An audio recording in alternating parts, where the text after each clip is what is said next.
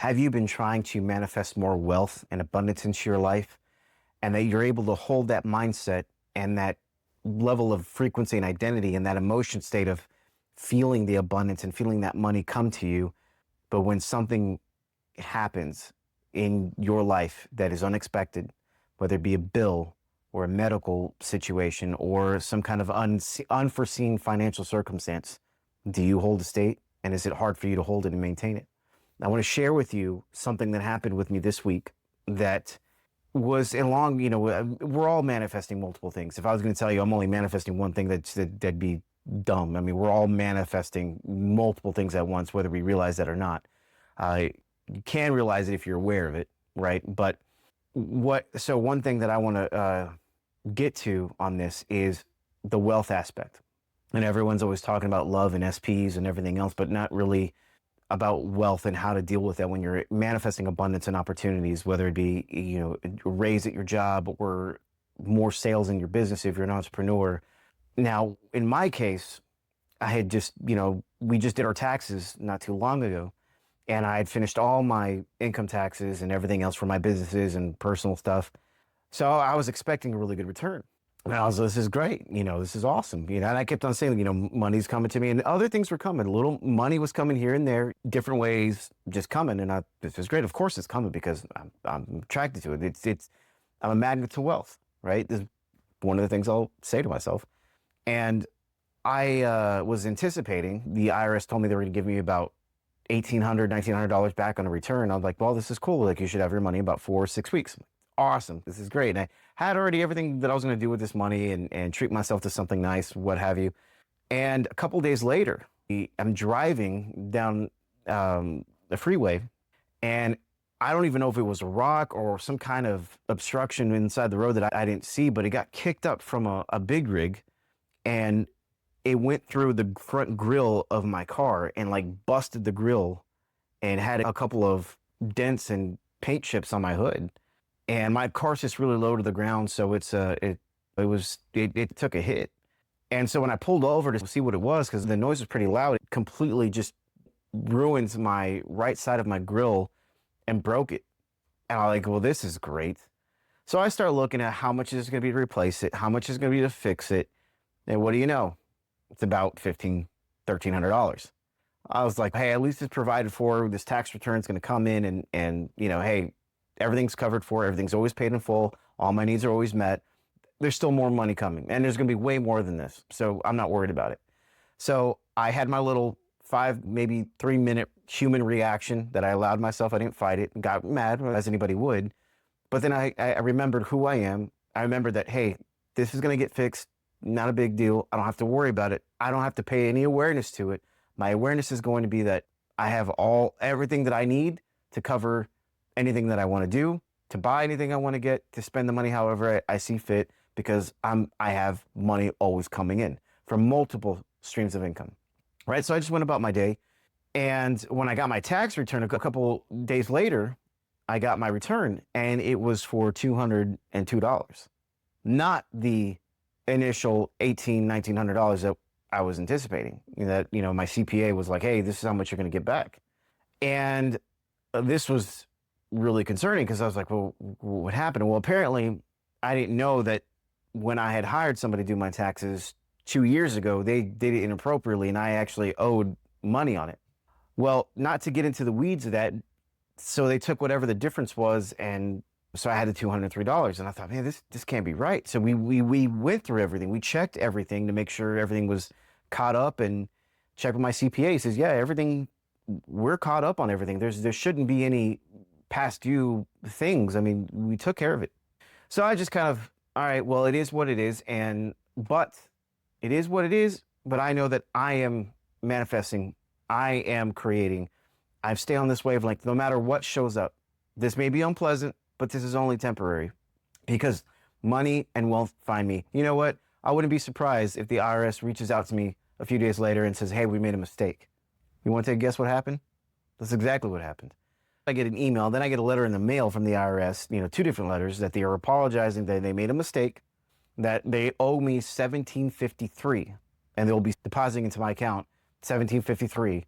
And I started laughing to myself, because It was the identity I was holding.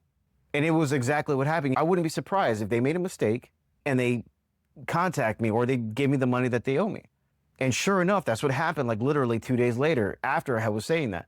I could have been the identity of, man, why is it always raining? You know, when it rains, it pours. And I'm always having shit luck, and you know, this hit my car. Now I got to pay for this, and you know, yada yada yada. And I didn't want to spend the money on that. I wanted to spend it on this. Now I have to put it on this, and it's like it's just, you know, I could have gone that route. I could have gone the negative mental exploration of negative thoughts, negative speech, negative self-talk, negative identity focus of that being my awareness, that being my reality, and me being aware of it and acknowledging that that's what my reality is. I could have done that, but I didn't. No matter how uncomfortable it got, no matter, you know, things like the obstruction that hit my car and damaged my front grille, I could have been, the car that I drive is not cheap, and it's any part that is needed for that car is expensive. So it's not like I could have just easily found it somewhere and just replace it. It's going to be, you know, an expensive fix. But I say this because I could have identified with it just, you know, having shit luck, and now I got to spend this, and now I got to find this, and now I got to find the time to do this, and this puts an inconvenience on me, on everything. But I didn't. I stayed with the identity that, hey, everything works out for me. I'm not going to focus on this. My awareness is everything always goes my way. Everything works out in my favor. If it looks unpleasant, so what? It's still serving my purpose some way, somehow. I may not know it now, but the divine me, the God in me knows, and I trust that. I don't need any proof or evidence. I don't need to know why this happened. It happened, but what do I say happened? What meaning do I give this incident? And that's the big difference. And right around this time where the IRS sent me the letter in the mail saying they owe me $1,753, there was a couple of business contacts that came back. Some one-on-ones for my real estate business started booking. Some other clients for, you know, manifestation coaching and reality stuff that I do with the esoteric teachings, they contacted me, but more on a personal stuff. I'll be having links here soon to put on YouTube for people who are interested. But yeah, all these things started coming in, and it wasn't like I was being arrogant saying, oh, yeah, of course it does. Of course, I'm, you know, but it was like, yeah, I know that it does because the infinite supplies all my needs. The infinite supplies all my needs. And I know that it does, no matter what shows up. And you have to remember that with whatever you're experiencing.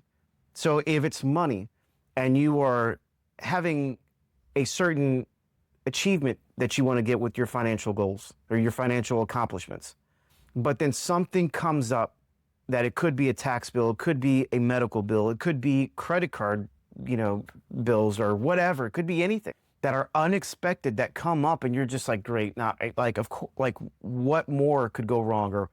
And you give it that weight and that power that you're breathing into it, it can only exist as such. And then everything magnetically you're putting out on a vibrational level with your awareness. In this last video, I talked about what frequency is. It's your awareness, your energetic charge. It is your vibration, but it is your awareness. It's what it all is. It's all the same thing. So whatever you're giving your awareness to is what you'll experience more of because you're going to be aware of it. So more things will start popping up in that way. So not only things just financially for me were with opportunities, business opportunities, other clients from all my different businesses coming through, what you're aware of, what you think, and putting yourself in the center of everything, not in the conceited, arrogant way, but just knowing that you are the source of what you experience. You are your reality, and taking that ownership of it.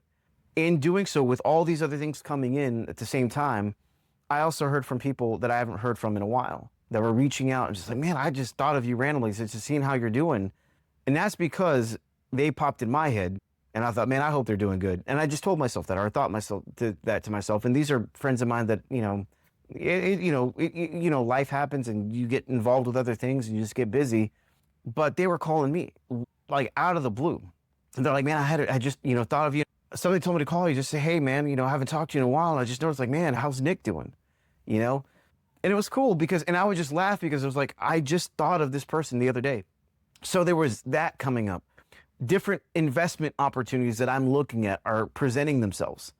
And this one may not be like a big thing, but this is kind of funny. I'm a musician. I was a professional touring musician for 17 years, in my 20s to 30s. And it was an awesome time in my life, but I saw music as a big part of my life. I have like 15, 17 guitars, a bunch of recording gear and everything else. Anyway, so I was looking at old reel-to-reel tape machines. And if you don't know what a reel-to-reel is, it's the big things like studios used to use that are big tapes, and how records used to be made in the 50s to really early 90s, where it was recorded on tape and they had recording consoles and everything else. So a very analog setup. Well, that stuff's very pricey and expensive and very hard to maintain these days, especially with the age of tape and the lack of the source to buy them. So I was getting really into it again, and I started to look at old gear, and I thought, man, it'd be really cool just to get all that stuff, the tape machine and the console and all this stuff. And I thought, well, or it'd be really cool if someone just made an emulation of it, just all in one box, one setup. And maybe a couple of weeks later, I'm on YouTube and I'm checking out different recording tape machines and things like that. And there's a guy who created what I was thinking of, something that's in the box, so meaning a digital software inside your computer, but it was really heavily based on a 16-track reel-to-reel machine for 29 bucks versus thousands of dollars that I'm looking for the real deal. But this one emulates it like to the T, and it sounds awesome. And one of the things about, not to get in the weeds, but like one of the things that's really nice and important about why you may like people love older music, because it sounds real and it sounds human, it sounds authentic. They would track it once to tape and they wouldn't really edit it, because editing was a bitch. It was like you had to cut the tape with a razor and you would have to like splice it and then paste it back to where it would, match the audio. And there wasn't overdubs, or there was overdubs, but there wasn't redos. But now, like with technology and a computer, you can do 75 takes of one vocal track or guitar track and have unlimited tracks. Anyway, I'm digressing here about music stuff, but I say this to the point where I was looking at this, I was aware of this gear, and I wanted it. I wanted to get it. And I was like, you know what? Just be patient. Let's just see what comes up. But it would be really cool if someone created this in a software. I wonder if I could create that. I wonder what that would look like. And then just not really paying much of attention to it, it's showing up in my reality. Someone else took it upon themselves to have the same idea, the same concept, the same passion for it, and create something that sounds so realistic that it's just amazing. It's indistinguishable from the real thing. And for 29 bucks, mind you. So many things, so many opportunities, and so many levels of income coming in, so many different other things manifesting, where people contacting me, all because of holding the state of my identity and being aware of these things working out for me. One video I want to talk about next week that I plan on doing, I just need to speak to her first to get her permission, but she's a client of mine, and she got her SP, right? And we're all happy and celebrating for her and everything. But we knew that she would. But the thing that she had a problem was it wasn't it wasn't what she thought it would be. And she was confused and she was conflicted on all these things. And so I helped her through that. And she was realizing like, oh, I get it. I understand why this is looking this way. So I just want to get her permission before I share her story. I won't share her name, obviously, but or any of the specifics, but with personal details, but I will share her experience. But I just want to get her permission first before I do that, so I can share that with you, because it's a really important topic and an important, not really example, but something to look at that gets overlooked. And I know that most people struggle with this, because you're manifesting something, and then when it comes about, how do you hold it? Especially how do you hold it if it wasn't reflecting the way that you thought it was in your imagination, or in the way that you were foreseeing it, and the way that you were creating it. It's showing up and it's here, but it's not what you were anticipating. It's not what you want at all. It's a little bit of it. There's things that seem like, yeah, okay, I want this, but this wasn't what I was manifesting. Like, how do I have this, but this is reflecting in a negative way? And people get lost in that, and sometimes they can lose their manifestation. That's why when people get their SPs, they can't hold them, because they get them and they don't know how to maintain it. Or even with, it doesn't have to be just SPs, but with wealth and any financial stability or any income that comes in, you get the money, but then you're not acting as someone who's wealthy. You're not living as someone who's wealthy. You're more concerned about how long can you hold this money in your account without spending it? And when is this money in your account going to show up again like it did now? So that's not holding the state of being abundant, right? So that's a big thing. And I want to share her story and her experience because I know it could probably help a lot of people who will watch, if they come across my videos, that it can help them in a real life example of what, if how to, especially when you get your SP, how you're going to maintain it. So I wanted this video to be kind of short and sweet, just an example of holding the state no matter what happens, and you being the proof of that, but living that as you are now, not needing to seek the proof, not needing evidence of it, not needing anything to show you to confirm or validate what you are saying inside and holding in your mental faculties, but just to hold the state and live it no matter what happens, because that's what you expect. And therefore everything else is going to adjust because it can't be any other reflection other than who you are.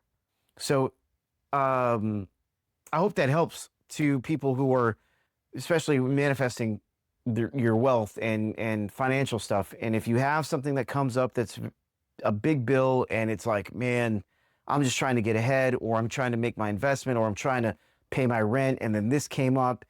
I know things may seem tough, and I know that they're hard to go through in the experience of it, but just understand, and with the truth of it, you're the one giving the experience. You're the one giving the meaning. You're the one who's aware of these things, and being that awareness of it is what keeps it coming about. So if you want that to change, you first have to change yourself.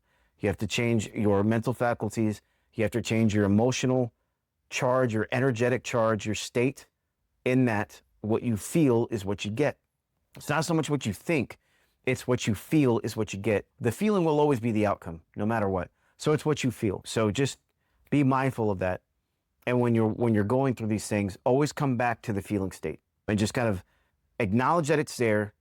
Don't try to ignore or fight or be delusional in the sense like, oh, I don't have a bill, I'm not paying that. Or take care of your responsibilities, but just know that in doing so, in taking care of your identity, the identity is going to take care of you. And that's, the law is going to take care of you. It cannot work any other way. It's not, well, sometimes only on Tuesdays and Sundays does the law work. If you do it between 1 and 5 o'clock Central Standard Time, then yeah, it's going to work for you. But if you do it on Wednesday and Thursdays, at 10 a.m. Central Standard, it doesn't work.